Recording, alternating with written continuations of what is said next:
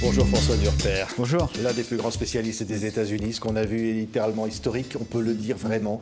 Le Capitole assailli par des partisans de Donald Trump. Jamais on n'aurait imaginé cela. Oui, alors c'est le mot qu'a utilisé Joe Biden, inédit. C'est vrai que dans l'histoire américaine, on peut se souvenir de 1814, mais c'était l'armée britannique qui était rentrée à Washington, brûler le Capitole, mais que des citoyens américains rentrent à l'intérieur du Capitole, saccagent les bureaux, et puis risque pour la vie des parlementaires. Une personne a été tuée à l'intérieur du Capitole. C'est effectivement quelque chose qui est inédit, et effectivement, on pouvait s'y attendre quand même, parce que ça faisait plusieurs semaines qu'on disait risque d'affrontement. On ne s'attendait pas quand même à cela. En tout cas, la police ne s'attendait sans doute pas à cela parce qu'elle a été totalement dépassée. À tel point qu'on peut penser qu'il y a deux poids, deux mesures. Souvenez-vous, il y a quelques semaines, lorsqu'on regardait les images de Black Lives Matter avec ce mouvement antiraciste, avec ces 3 rangées de policiers qui empêchaient l'entrée du Capitole, lorsqu'on pense à la procédure d'impeachment, là aussi avec une sécurisation du Capitole très élevée, on se demande pourquoi ils ont pu rentrer à l'intérieur du Capitole. Alors évidemment, certains vont dire il y a deux poids, deux mesures.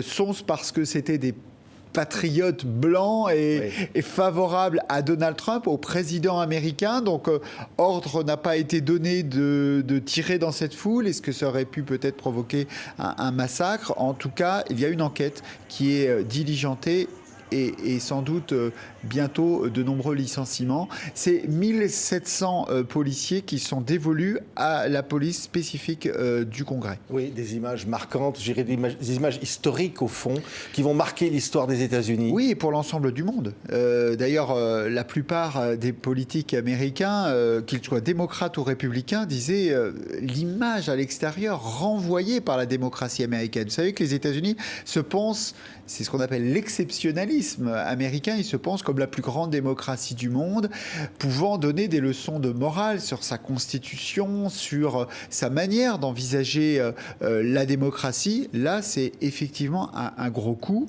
L'ensemble du mandat était peut-être un coup, mais de voir ces gens qui rentrent à l'intérieur du Capitole, ce temple de la démocratie, il faut quand même penser que le pouvoir législatif, c'est le premier pouvoir aux États-Unis.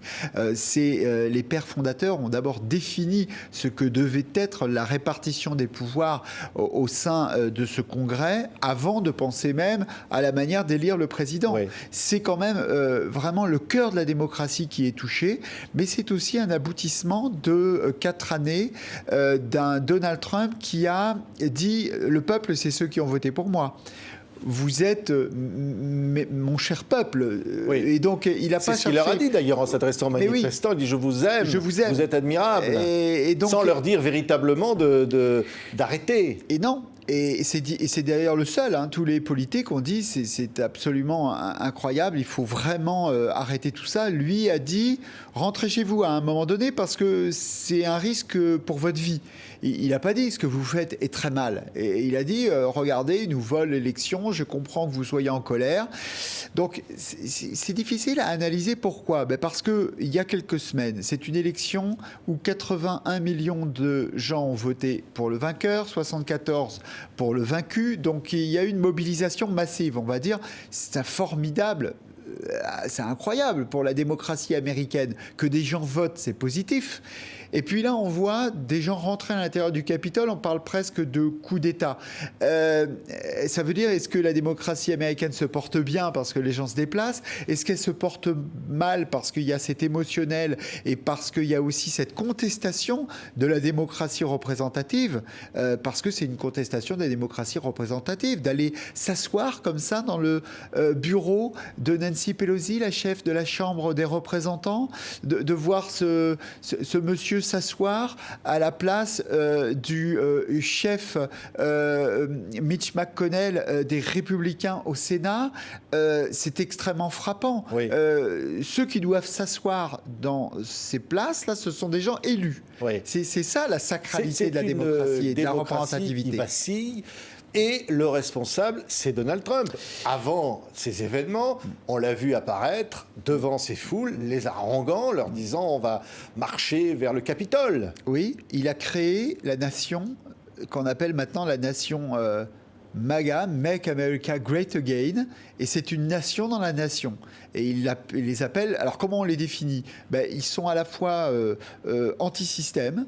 Ils pensent que les institutions, c'est mal. Donc ils sont beaucoup plus pour une démocratie directe, d'ailleurs qui passe par leurs réseaux sociaux, Twitter, pour ne pas le citer, et la relation directe avec leur chef. La deuxième chose, c'est qu'ils sont pour la défense de l'identité blanche, beaucoup. C'est un peu caricatural, il n'y a pas que des blancs dans cette foule, mais il y a quand même l'identité anglo-saxonne qui est prégnante, c'est un peu l'agenda caché de Donald Trump, cette Amérique qui se transforme, qui se diversifie, qui en 2050 comptera une majorité de minoritaires. Eux disent non, attention, notre identité elle est là, c'est une identité anglo-saxonne. Ne pas oublier que cet homme, par exemple, vous voyez en peau de bête, oui. Il a sur le torse un tatouage qui représente quand même quelque chose qui est en relation avec les mouvements néo-nazis. Donc on n'est pas là dans de... Oui, c'est l'un des manifestants dont l'image a fait le tour du monde. L'image a fait le tour du monde, oui. C'est pas juste un David Crockett un peu rigolo, c'est pas ça du tout. C'est sur ces gens-là que Trump s'appuie. Alors la question, est-ce que le 20 janvier, il sera là, Trump ? Il a reconnu aujourd'hui qu'il ne reconnaît pas les résultats, mais il accepte une transition ordonnée. Il a dit ça ne va pas se faire dans le désordre, ça sera ordonné. Est-ce que ça veut dire qu'il sera là ? Est-ce que ça veut dire qu'il va appeler Joe Biden ?